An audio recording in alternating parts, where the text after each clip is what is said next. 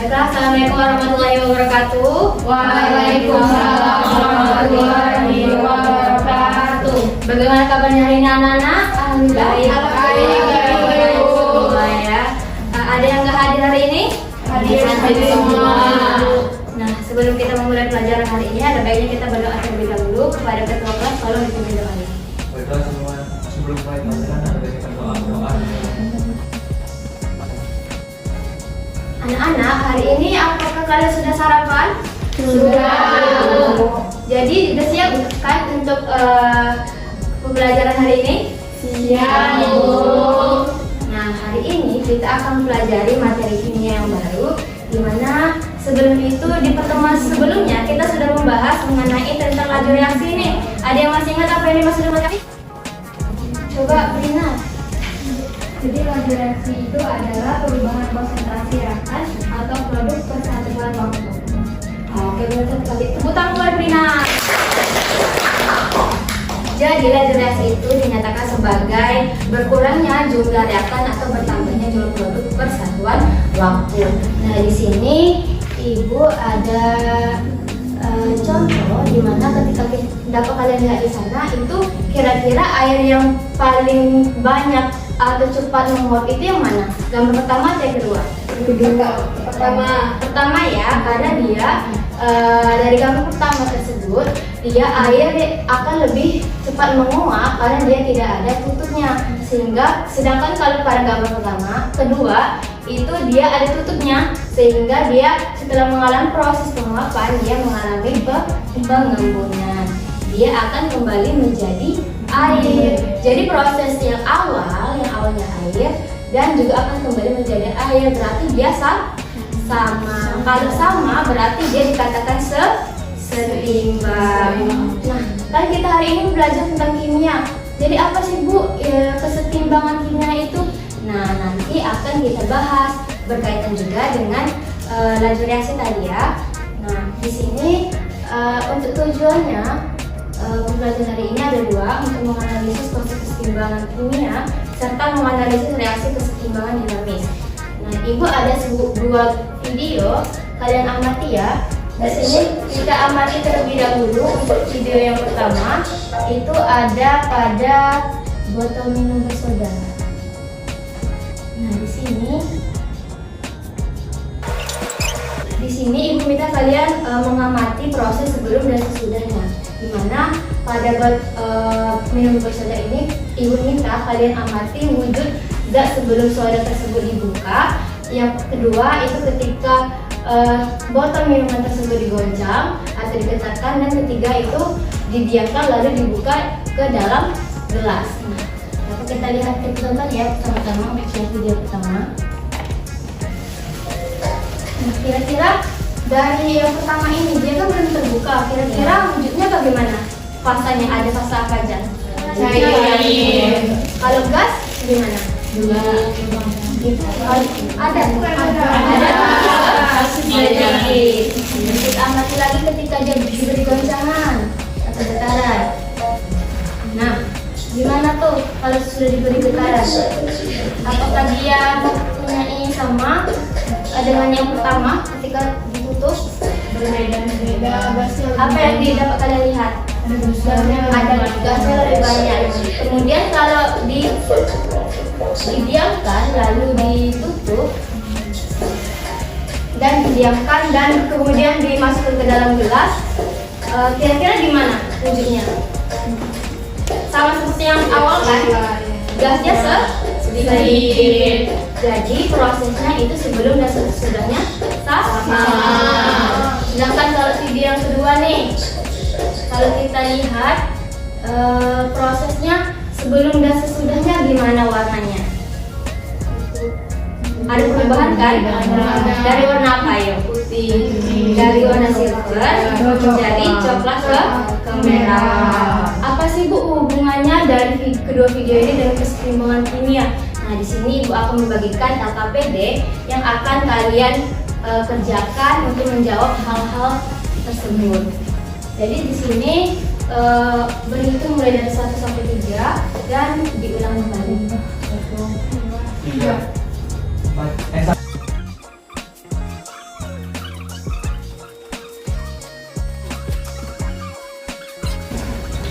dan KPD tersebut dapat kalian lihat di sana. Itu sudah ada petunjuk pengerjaannya serta identitas dari kelompok kalian masing-masing. Ibu beri waktu selama 5 menit untuk menjawab. Jika ada yang ingin ditanyakan, boleh dipersilakan.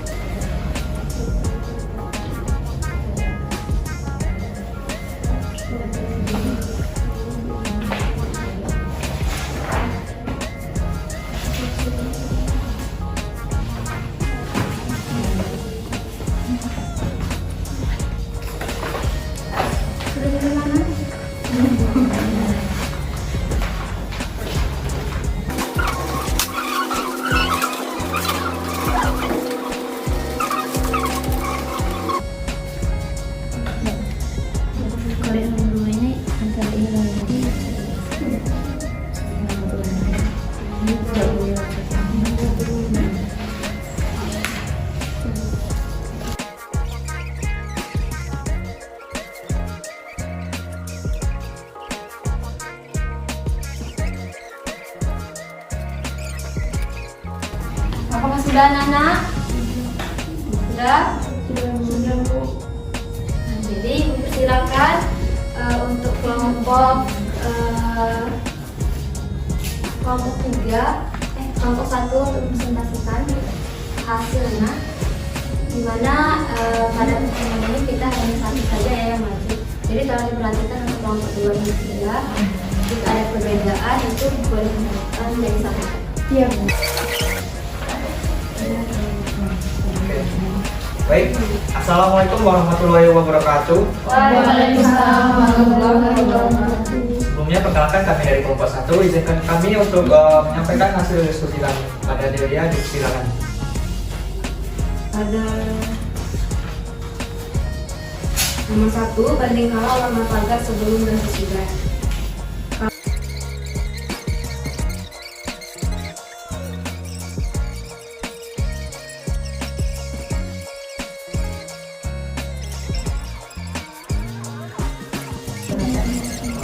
Ini itu saja penyampaian dari kami. Jika ada pertanyaan, kami silakan.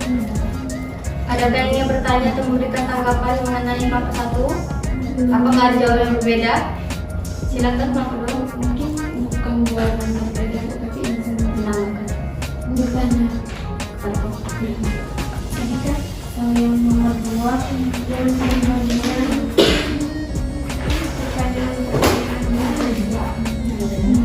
apakah koreksi dapat dikasih kembali menjadi basis yang semula, dan jawabannya kan tidak bisa. Itu kira-kira kenapa tidak bisa?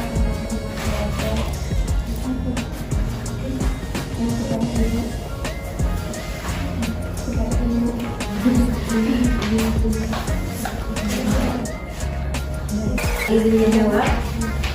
Untuk pertanyaan yang nomor 2 itu tidak bisa kembali ke wujudnya semula karena itu terjadinya reaksi irreversibel, karena reaksinya satu arah, jadi tidak bisa kembali ke bentuk semula. Ini itu saja dari kami. Kami tutup. Wassalamualaikum warahmatullahi wabarakatuh.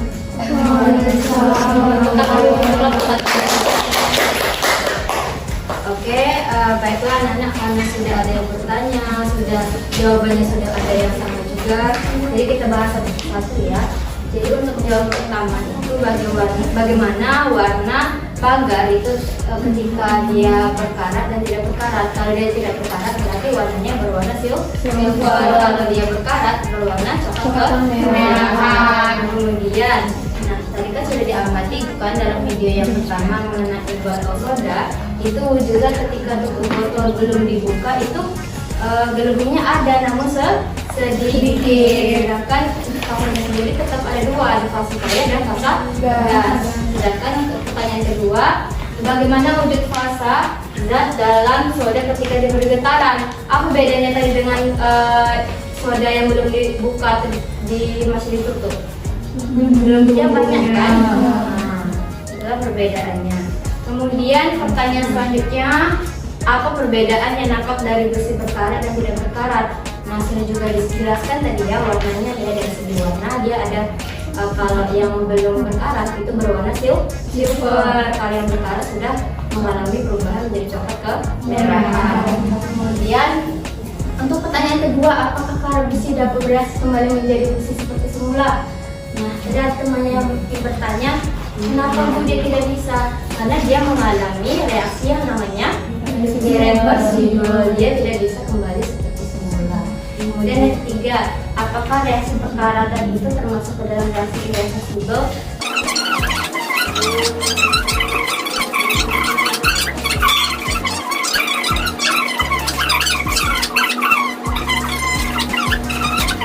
Bahwa kesetimbangan kimia itu menyatakan laju reaksi ke arah produk sama dengan laju reaksi ke arah reaktan serta konsentrasi reaktan dan produk itu tidak berubah-ubah.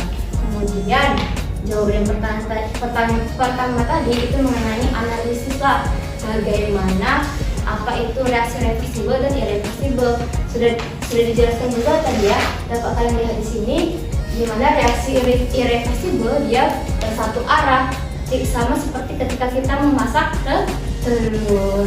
Nah, dia ditandai dengan panah satu arah. Sedangkan irreversible, kalau reversible berarti dia terjadi bolak-balik. Dia bisa kembali seperti semula dengan ditandai dengan panah dua arah. Contohnya pada es krim. Kemudian pertanyaan kedua, apa sih yang dimaksud dengan kesetimbangan dinamis? Nah, jadi kesetimbangan dinamis itu dapat kalian lihat contohnya sama seperti yang awal. Contoh ketika kita memasak air tadi kan, yang menggunakan tutupnya itu dia terjadi proses bolak-balik dengan laju yang sama untuk kedua arah. Jadi sampai sini paham? Nah, untuk ciri-ciri dari kesetimbangan dinamis itu ada 3. Yang pertama, dia sistemnya tertutup. Apa sih Bu sistem tertutup? Nah, sistem tertutup ini adalah produk dan reaktan tidak ada yang keluar atau meninggalkan sistem. Kemudian yang kedua itu ada reaksi bolak-balik. Nah, reaksi bolak-balik ini apa Bu? Nah, dia ditandai dengan panah dua arah dan dapat kembali menjadi reaktan. Yang ketiga itu terjadi perubahan mikroskopis. Apa sih Bu mikroskopis? Nah, reaksi itu berlangsung terus-menerus dalam dua arah dan laju reaksi produk dengan laju reaksi reaktan itu sama secara mikroskopis. Nah, mungkin itu saja tentang materi kita hari ini. Kira-kira ada yang bisa menyimpulkan nggak materi kita hari ini? Mungkin Kak?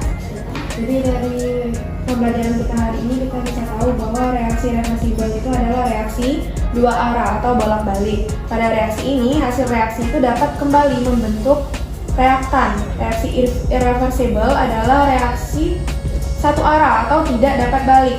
Pada reaksi ini tidak dapat kembali membentuk reaktan. Kemudian untuk kesetimbangan dinamis itu adalah proses bolak-balik dengan laju yang sama untuk kedua arah. Dinamis ini memiliki makna reaksi terus bergerak atau dinamis, bukan statis. Itu. Jadi benar sekali itu terangkan Kak. Jadi benar ya kesimpulannya bahwa dari kesetimbangan kimia ini dia memiliki konsep bahwa adanya proses irreversible dan reversible. Kemudian ada konsep tentang kesetimbangan dinamis yang artinya proses bolak-balik dengan laju reaksi yang sama untuk kedua arah, serta ada ciri-ciri dari kesetimbangan dinamis itu sendiri. Nah, di sini Ibu minta kalian untuk mengerjakan post-test sebagai penambah pengetahuan kalian juga. Ibu kirimkan di grup, nanti kalian kerjakan di jam 1 ya, sampai jam 1. Nah, untuk linknya bisa juga kalian foto di sini atau kalian bisa akses di link yang dikirimkan nanti.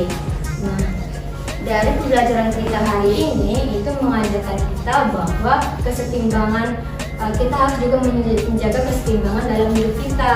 mulai dari berbagai aspek, mulai pekerjaan, pendidikan, kesehatan, serta keluarga. Meskipun kita aktif di segala bidang, namun kita harus menyadari bahwa hal tersebut penting untuk dilakukan. Sama halnya seperti kita saat belajar, itu saja untuk materi kita hari ini. Semoga di pertemuan berikutnya kalian lebih semangat dan lebih bersemangat lagi untuk belajar materi ini berikutnya. Mungkin dari sekian. Wassalamualaikum warahmatullahi wabarakatuh. Waalaikumsalam.